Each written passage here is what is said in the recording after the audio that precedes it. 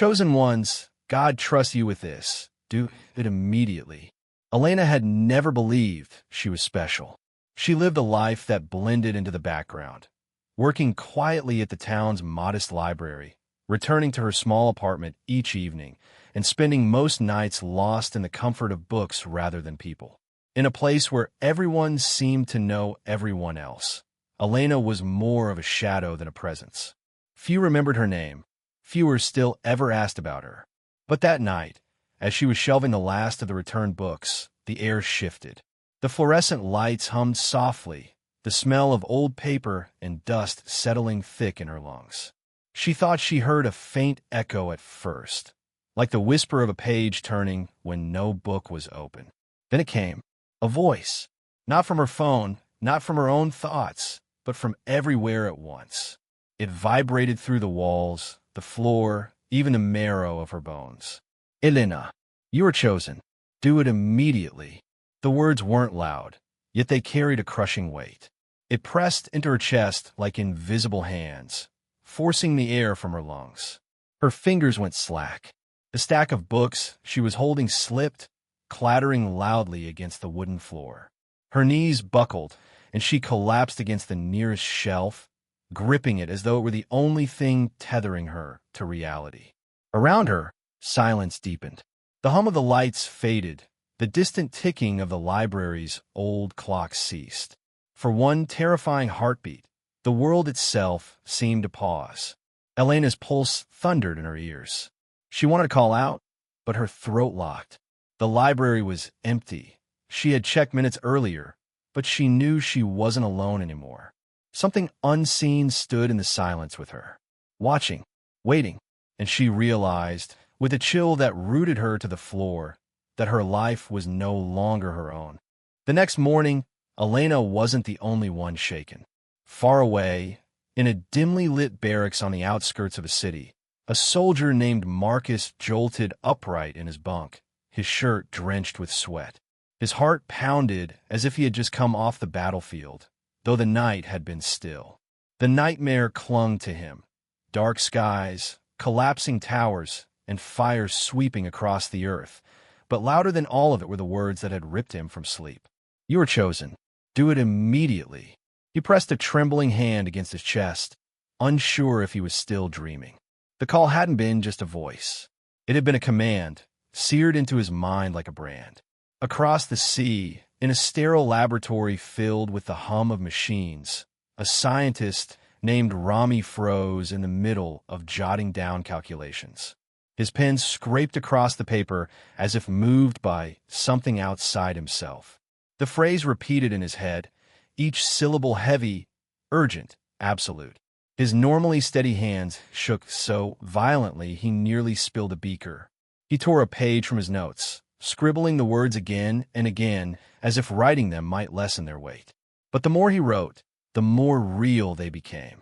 None of them knew one another. Their lives were scattered across continents, their paths unlikely ever to cross. Yet at that same moment, each bore the same unbearable truth. They had been chosen. Chosen for what? None of them knew. But they could not deny it. The burden was the same, an urgent task from God, undefined, unfathomable, but undeniable. On the third night, sleep did not bring rest. Across cities, countries, and continents, Elena, Marcus, and Rami found themselves pulled into the same dream, though none of them yet knew it was shared. A vast figure emerged from the void, towering, cloaked in white that rippled like smoke, its presence both terrible and magnificent. Where a face should have been, there was only radiant light, shifting and blinding, as if the very stars had condensed into a single form. Its voice was not sound but resonance, vibrating through the marrow of their bones, leaving no room for doubt or denial. You were chosen because you still listen. The words crashed like thunder, yet carried a tenderness that pierced deeper than fear. Around them, the dreamscape trembled, mountains crumbled, seas boiled, cities turned to ash. A sense of finality pressed against them, as though the world itself hung on the edge of unraveling. The world is about to break, the messenger continued, its tone now sharp, urgent, commanding. "You must stop it, immediately." As it spoke, the figure extended its colossal hands. Resting in the open palm was a seal, ancient, weathered, carved with symbols none of them could recognize, yet all instinctively understood. Cracks split its surface, glowing faintly, leaking trails of black fire that hissed like serpents. The flames did not consume. Instead, they corrupted, spreading darkness wherever they touched. Elena felt her chest constrict. Marcus clenched his fists as if ready for battle, and Rami's scientific mind spun helplessly, unable to categorize what stood before him. Still, none of them could look away. The messenger's faceless light tilted toward them, radiance pulsing with sorrow. "When this seal shatters, so will the order you know. What breaks cannot be restored. What burns cannot be rebuilt." The figure's voice dropped lower, almost mournful, but its command was absolute. "You three are the last line, the chosen. Fail, and all will fall." And then the dream dissolved, each of them waking with the echo of black fire still burning in their eyes. The days that followed were not ordinary, not anymore. The chosen ones began to see what others refused to notice. It started with the birds. At first, Elena thought it was coincidence. A flock of crows circling endlessly above the library's roof, never landing, never breaking formation. But when she walked home that evening, she realized the same pattern stretched across the horizon. Spirals, perfect and deliberate, as though guided by an unseen hand. Their cries cut through the night, like warnings too shrill to ignore. In the barracks, Marcus spotted shadows that betrayed their own laws. He stood under the floodlights during patrol, but the outline stretching across the ground did not match his stance. It bent at an angle against the light, twisting unnaturally as if something darker stood behind him. The other soldiers laughed when he pointed it out, brushing it off as fatigue or tricks of the mind. But Marcus knew the battlefield well. He had seen fear, death, and chaos firsthand. This was different. This was not human. And Rami, ever the skeptic, could not deny what his instruments showed him. One night, when the moon rose full, his telescope captured something no calculation could explain. The lunar surface burned crimson, even though the skies were clear, the air crisp. It was as if the heavens themselves were bleeding. He replayed the footage again and again, his scientific training screaming for a rational explanation. Yet deep down, his trembling hands betrayed what his mind refused to say. This was no illusion. Across the world, televisions flickered with cheerful anchors dismissing it all. Unusual atmospheric refraction. Migratory anomalies. Nothing to panic about. They chuckled into their cameras, assuring the masses it was harmless. But Elena, Marcus, and Rami could feel in their bones. The signs were not harmless. They were warnings, urgent signals stitched into the very fabric of creation, visible only to those willing to see. The messenger's words echoed louder with each crimson night. The world is about to break. It wasn't reason that pulled them across continents. It wasn't logic or planning. It was instinct, an invisible thread tugging at their souls, urging them onward. None of the three could explain why their steps led them in the same direction, but each obeyed the pull as if defiance would mean death. Days apart, by separate paths, they reached the same place, a desolate church at the edge of a forgotten desert. Its walls were cracked, its steeple long collapsed, and sand had swallowed most of the graveyard that once surrounded it. To any passerby, it was nothing but ruin. Yet to them, it radiated with something alive, something watchful. Elena was the first to arrive. She stood at the heavy wooden door, her hand hovering over the rusted handle, a tightness in her chest warning her she was not meant to enter alone. So she waited. Hours passed, the desert sun rising and falling, until a second figure emerged on the horizon. Marcus, dust clinging to his uniform, eyes sharp and wary, as though the desert itself were an enemy he had been ordered to patrol. He stopped when he saw her, recognition flashing in his expression, though they had never met. A day later, as dusk turned the horizon to blood, Rami appeared, exhausted, his clothes rumpled from travel, a satchel of notes and instruments hanging at his side. He looked at the church, then at the two strangers waiting there, and without words they all understood. They had been summoned together. The moment all three stood before the door, the hinges groaned. Without a hand touching it, the wood shuddered, ancient locks rattling free. Slowly, it opened inward, revealing the hollow dark of the nave. Inside, the air was heavy with centuries of dust, each breath tasting of stone and memory. Broken pews lined the aisle, warped with age, yet all faced forward, as though still expecting worshippers to return. And at the far end, the altar glowed faintly, not with fire, not with any earthly light, but with something otherworldly. A pale radiance spilled across the cracked floor, soft yet commanding, as if the divine itself had left a trace here. The three stepped inside together, their shadows stretching long against the faded walls. For the first time since the voice had come, none of them felt alone. The three knelt before the glowing altar, their knees pressing into the cold stone floor. The silence within the ruined church was absolute, so deep that even their own breaths seemed intrusive. Then, just as it had in their dreams, the voice came again. It did not echo through the rafters. It resonated inside them, as though the marrow of their bones had become its instrument. Beneath the earth lies the locked gate. The words struck like thunder, making the air itself quiver. Elena's hands trembled against her lap. Marcus bowed his head as though receiving a military order, and Rami closed his eyes, desperate to reconcile faith with science. Demons will rise if it opens. The altar's light flared brighter, washing the church in an unearthly glow. For a heartbeat, they glimpsed visions, the cracked earth splitting wide, rivers of black fire consuming cities, and creatures, shadows with eyes like burning coals, crawling upward into the world. The terror of it seared their hearts, leaving no room for doubt. You are entrusted with the seal. The voice grew heavier, commanding, undeniable. Between them on the altar appeared the broken seal they had seen in their dream, ancient, jagged, glowing with fissures of black flame. Its presence was overwhelming, filling the church with a heat that felt both holy and destructive. You must guard it. You must protect humanity, immediately. The ground beneath them trembled, dust falling from the cracked ceiling as if the earth itself had heard the warning. The pews groaned, the walls seemed to breathe, and the desert wind outside roared against the broken windows. For the first time, they realized with chilling certainty. This was no parable, no metaphor, no spiritual riddle. This was a task as tangible as the stone beneath their knees.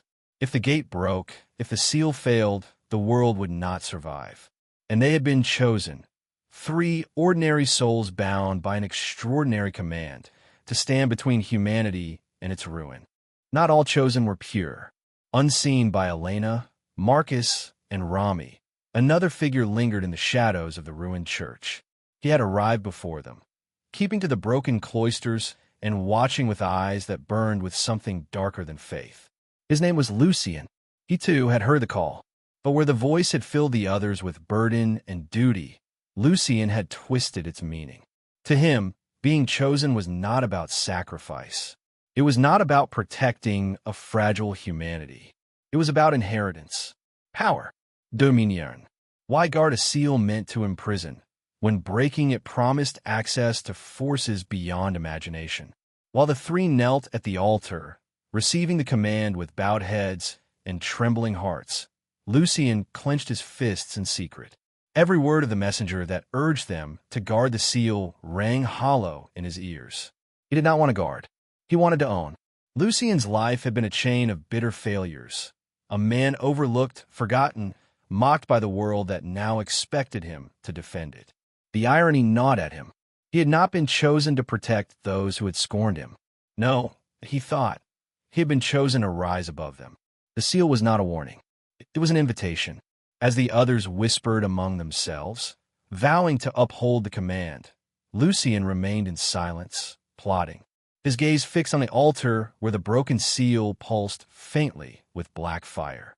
He felt it call to him, not with the weight of duty, but with the promise of unholy strength. In its cracked surface, he saw not the end of the world, but the birth of a new one, with himself enthroned at its center. The messenger's words replayed in his mind, but he no longer heard guard it. Instead, he heard what he wanted, claim it and so, while Elena, Marcus, and Rami prepared to defend the earth, Lucian began his quiet betrayal. He sought not to guard the seal, but to break it piece by piece, so that what lay beneath could rise. The first shadow had entered their circle.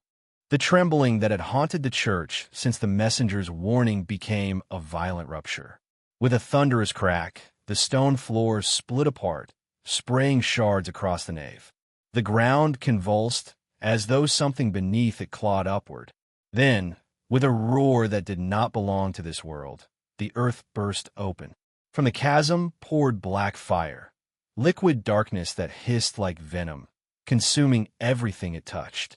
The flames did not burn with heat, but with corruption, staining wood, stone, even air itself until all shimmered in a sickly, writhing shadow.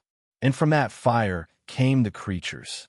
They did not walk as men or beasts, but shifted constantly, their forms never whole, faces twisting in and out of existence, bodies flickering like smoke. Some crawled on too many limbs, others slithered with jaws that unhinged wider than their skulls. Eyes glowed within the darkness, hundreds of them, each filled with hunger and hatred. Marcus reacted first.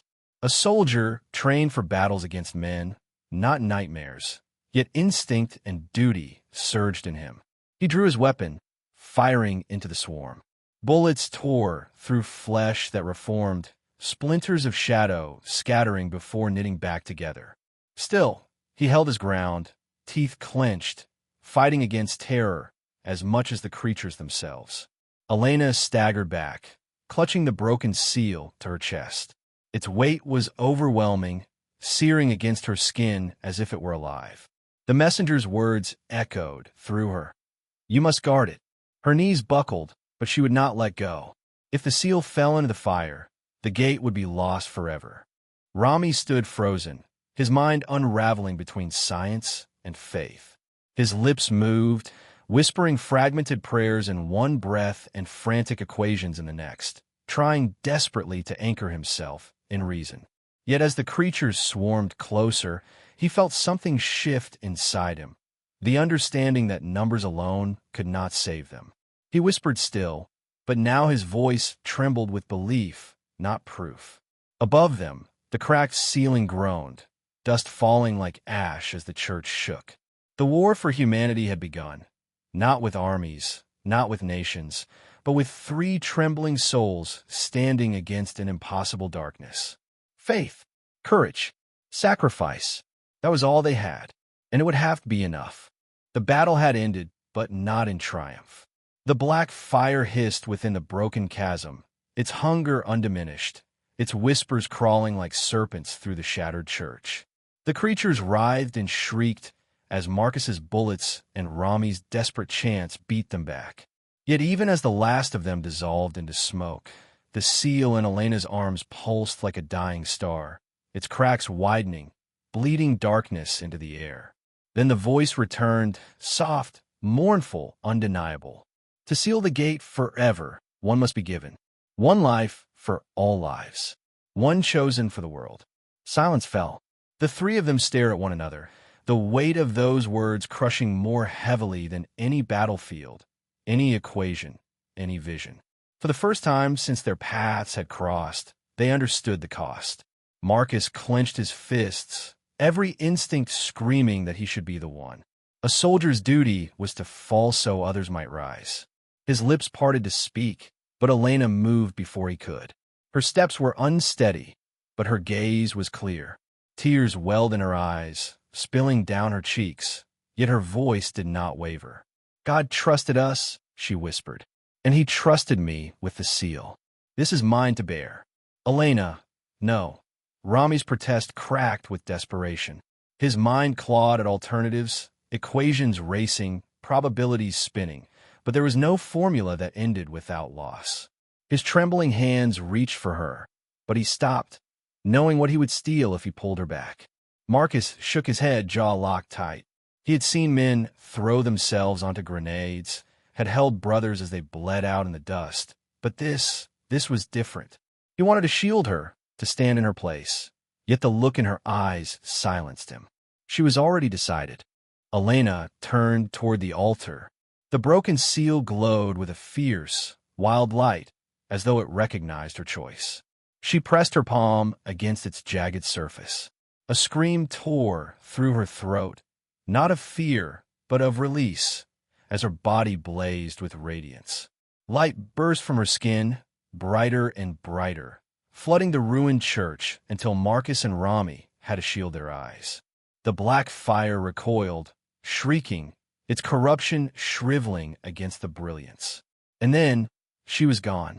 Where Elena had stood, there was only pure light lingering, drifting upward like a final prayer. The seal hardened beneath her touch, its cracks knitting closed with a thunderous roar. The chasm slammed shut, the earth sealing as if it had never broken. The gate was locked. The war was over. But victory had come at a cost written into eternity. The chosen had saved the world, and in doing so, lost one of their own. When dawn broke, the desert lay quiet, painted in soft gold by the rising sun. To the world beyond, nothing seemed amiss. Birds rose from the trees in natural patterns once more, their cries no longer frantic. The shadows stretched true beneath the light.